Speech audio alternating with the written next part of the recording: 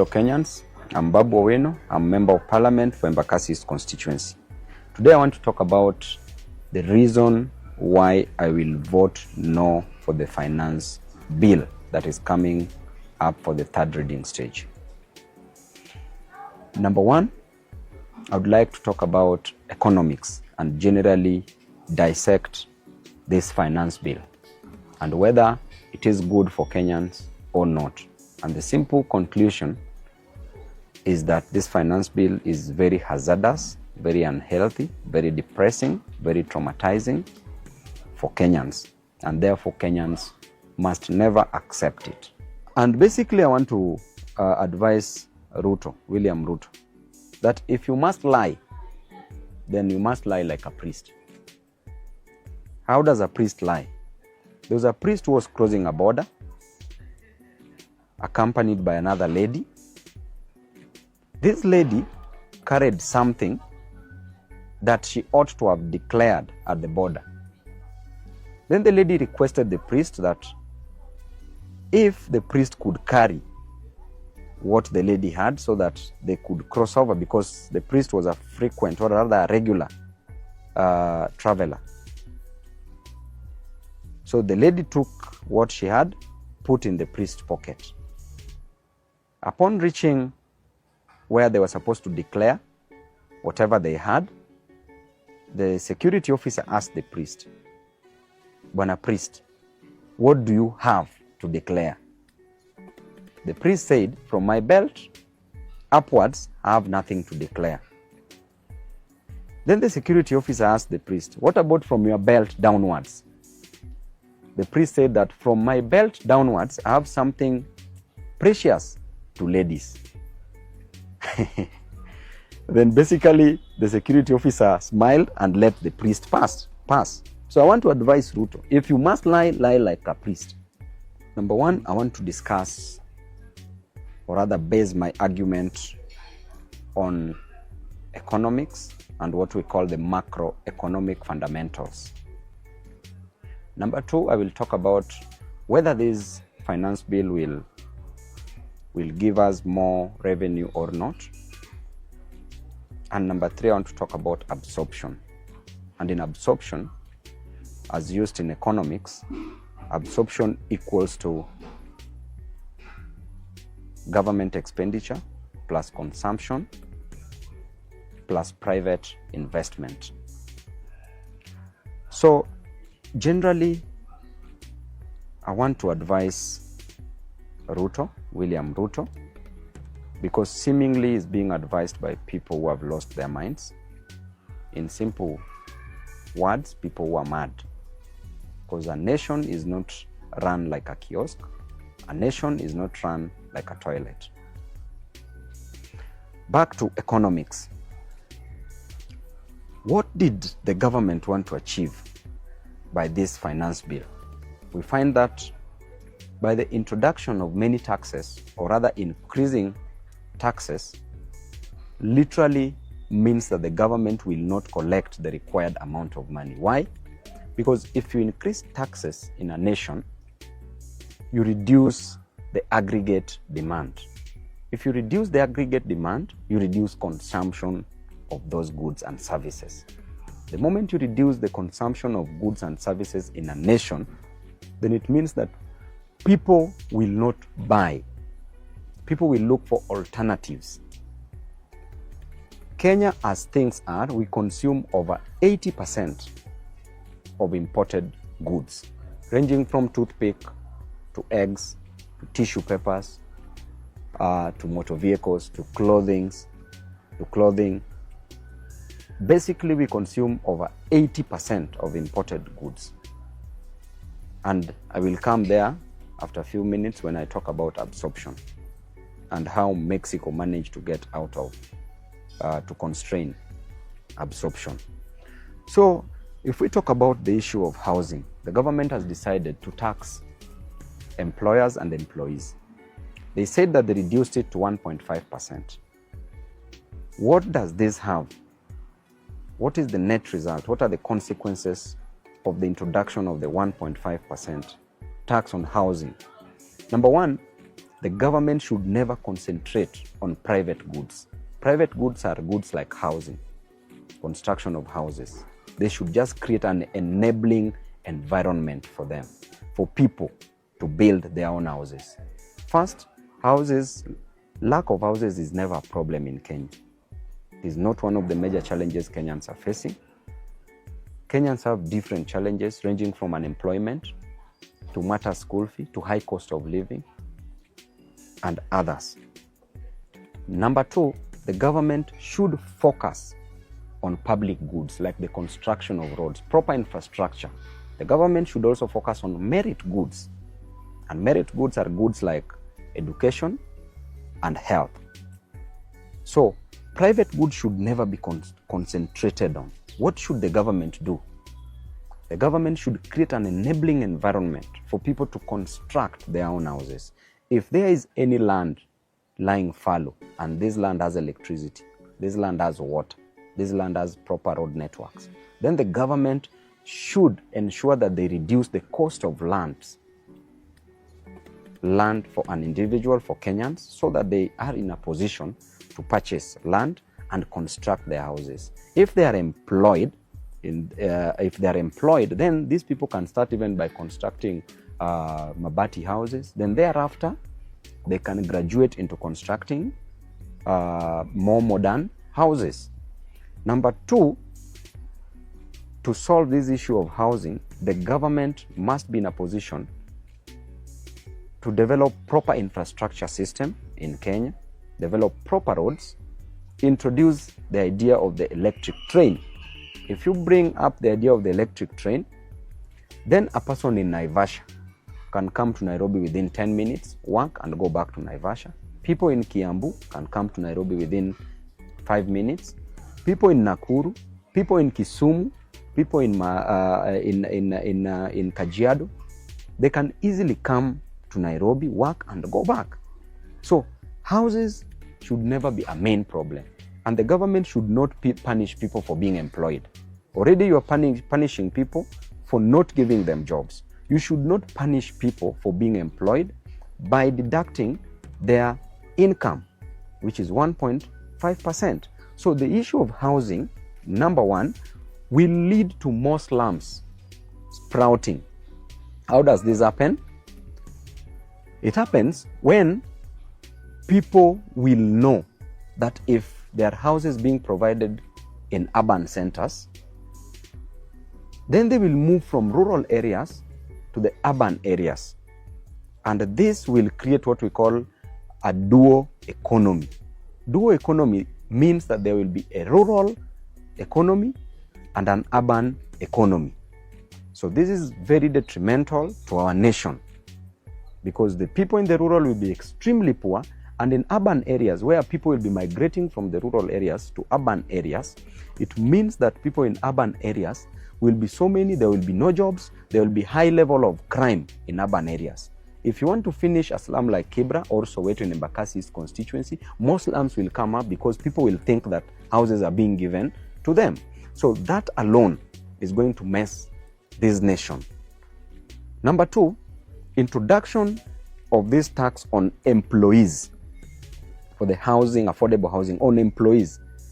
What does this mean? It means that employees will cease employing people. Why? Because they will not want to employ more people so that they pay more to the government as they are taxed. So it means that there will be an introduction of capital, the machines, to do the work that's supposed to be done by human beings. So this introduction of the affordable housing will also lead to unemployment. So if you ask me about housing, it is a balderdash, pure nonsensical. It is something that does not add value to our nation. Just create an enabling environment, let people build their own houses. Number two, on the issue of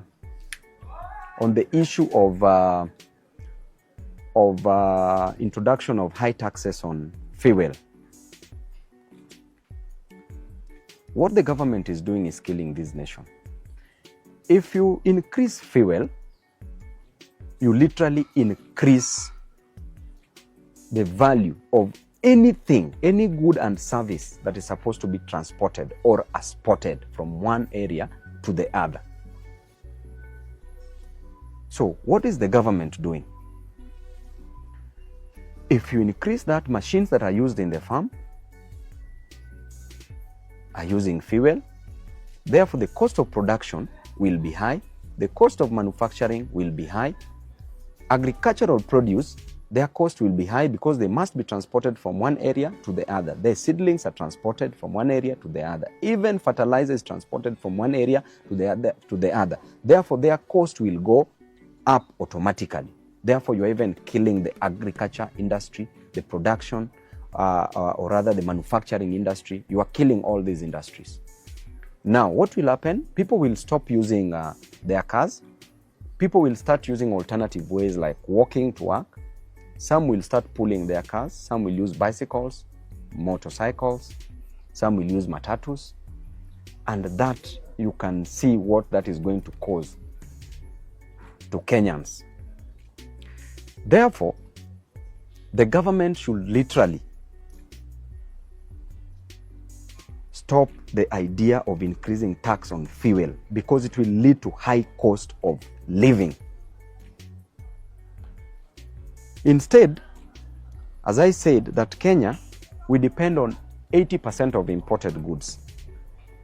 With these 80% of imported goods, our economy, every money that we get in our economy mostly will go to the foreign companies, will go to the foreign countries. There's a leakage and most of our money will be used in foreign countries. Our nation, we consume 80%, over 80% of foreign goods, as I said, ranging from toothpick to eggs to even chicken, to tissue papers, to clothes, to motor vehicles, so many things, over 80%. And with the consumption of that, what should the government do? If we are now concentrating on consuming so many foreign goods, therefore the government should introduce what we call the mercantilism, the mercantile system or mercantilism, which is a form of economic nationalism. The government should introduce that concept where we depend less on imported goods and we export more goods. We introduce manufacturing industries in our country to provide jobs, and mercantilism is the best way to provide jobs in our nation.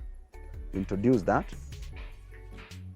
so that the goods that we export can earn us foreign income. Instead of Kenya as a nation, we say we want to depend on agriculture, but even what we produce from agriculture in itself does not sustain us. So, the introduction of the tax on fuel, or rather the fuel levy, will really further bring the high cost of living to its optimum. Kenyans are going to suffer. What is this government doing which is so wrong? Because at some point, somebody can think that they want to reduce absorption, but that is not the case. In the reduction of absorption, and absorption equals to consumption plus government expenditure plus private investment. When there was a big problem in Mexico, where Mexicans, or rather Mexico as a country, could not pay its debt, it resolved into constraining absorption and conversion of the debts. So many American companies were set up in Mexico, they were doing businesses in Mexico, and the money was leaking back to America. So what did the Mexicans do? They lowered absorption. They constrained absorption. And the businessmen from America who were in Mexico had to move from Mexico back to their countries. And the money was no longer leaking. The money was being spent into the Mexico economy. In our country, what is happening? We are doing the opposite. we are encouraging the foreign investment in our country. For example, look at the Absa Bank. Absa Bank registered 46 billion profit in its first quarter. By the end of the year, they shall have registered 200 billion, approximately 200 billion Kenya shillings as a profit.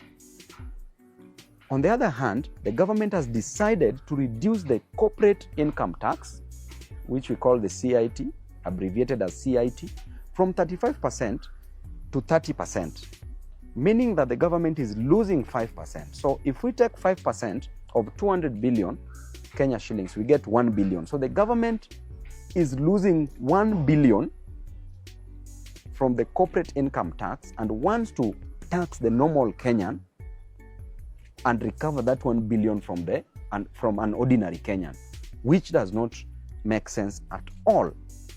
So the government's intention is not to constrain absorption, is to kill Kenyans. Because we ought to have increased that tax for the corporate income tax, for the foreign companies that is making our economy, or rather the economy of the Kenya, leak into other economies. Our money is being invested outside because Absa is not a Kenyan-based company. It is based in South Africa. Therefore, why are we giving all the money that Kenyans are making in Kenya to Absa and taking it back to South Africa? We should tax that heavily so that that money we can benefit from it. Because if we take a profit of 200 billion to South Africa, what are we remaining with here in Kenya? So because the government is not considerate and they are allowing a lot of nonsense, so basically this finance bill is going to destroy the lives of Kenyans. The finance bill, you're even financing Mama Mboga who are doing the chama system, the merry-go-rounds. And indeed, this bottom-up means taking money from the bottom, from the Mama Mbogas, from the hustlers, taking it up in form of a tax. And that up there is an automatic, there's an automatic result that the money will disappear. So if you look at economics, this idea of a finance bill has failed.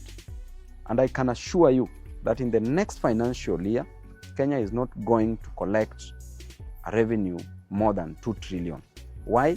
Because if you increase tax, you reduce the aggregate demand, you reduce the consumption, therefore you cannot collect. As simple as that.